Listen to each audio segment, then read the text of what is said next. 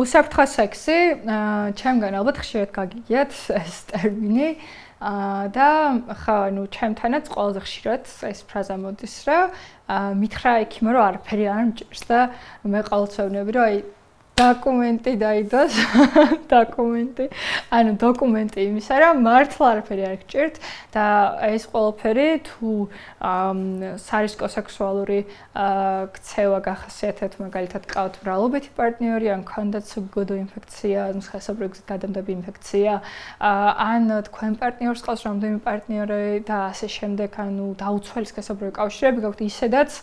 ეს ყველაფერი უკვე სარისკოა და ნიშნავს, რომ თქვენ რისკ ჯგუფში ხართ იმისა, რომ გქონდეთ სუგუდო ინფექცია. ანუ სადღაც 40-დან 70%-მდე ქალებშიც და კაცებშიც თუ კონდომით ერთადერთი კონტრაცეფციული საშუალებაა კონდომი, რომელიც სხვა შორის ქალისაც არსებობს და კაცისაც და ქალი ჩვენთან არ იყიდება, მაგრამ ძალიან თავისუფლად გამოიწერთ, საშუალო თავსდება, ხოლო კონდომი ჩვეულებრივად ერეგირებულ ასოზე თავსდება და არაერეგირებულ ზოის არ უნდა წამოვაცვათ და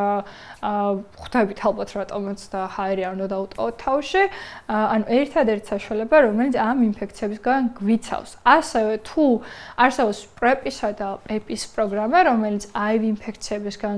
გვიცავს სარისკო სექსუალური კონტაქტების დროს, თუმცა რა თქმა უნდა, ის არ დაგვიცავს არც, რა ვიცი, არასასრული ორსულობისგან და არც სხვა სქესობრივი გზით გადამდები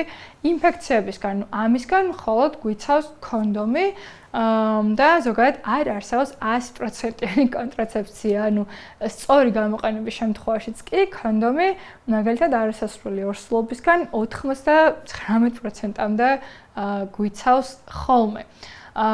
უსაფრთხო სექსი, რა თქმა უნდა, მოიცავს მის თავში ჰიგიენას, რა თქმა უნდა, მოიცავს კომუნიკაციას, რა თქმა უნდა, მოიცავს თანხმობას და რაც ყველაზე მნიშვნელოვანია, მოიცავს კონდომის, ანუ ბარიერული კონტრაცეფციის გამოყენებას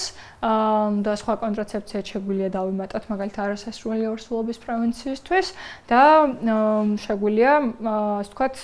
სწორად შევარჩიოთ ეს კონდომის ზომებიც მამაკაცების შემთხვევაში, რადგან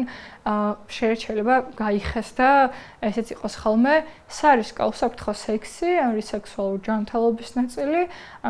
ძალიან ასე ვთქვათ, მარტივია კულტურა, ძალიან ჩვეულებრივი. მის ნაწილს შეგვიძლია პაპილომაზეც ავიცრათ აუცილებლად, როგორც ბიჭებმა, ასევე გოგოებმა, იმიტომ რომ კონდომიც კი ვერ გვიცავს სამწუხაროდ მისი კიბოს გამომწვევი სახეობებისგან, ამიტომ პრევენციის კარგი საშუალებაა ხოლმე.